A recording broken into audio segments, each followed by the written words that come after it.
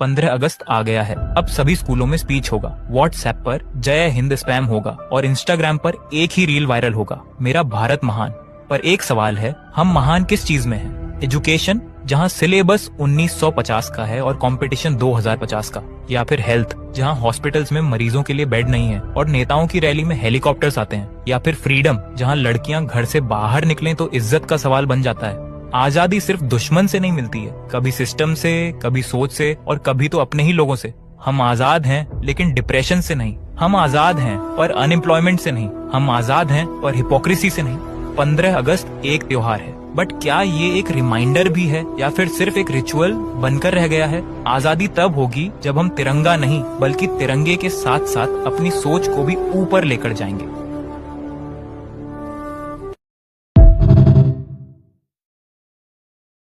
15 अगस्त आ गया है। अब सभी स्कूलों में स्पीच होगा, व्हाट्सएप पर जय हिंद स्पैम होगा और इंस्टाग्राम पर एक ही रील वायरल होगा, मेरा भारत महान।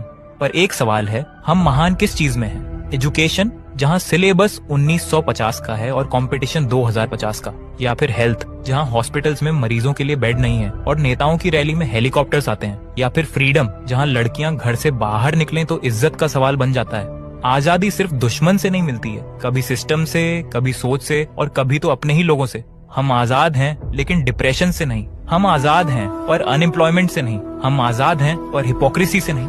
15 अगस्त एक त्योहार है, बट क्या ये एक रिमाइंडर भी है या फिर सिर्फ एक रिचुअल बनकर रह गया है? आजादी तब होगी जब हम तिरंगा नहीं बल्कि तिरंगे के साथ साथ अपनी सोच को भी ऊपर लेकर जाएंगे।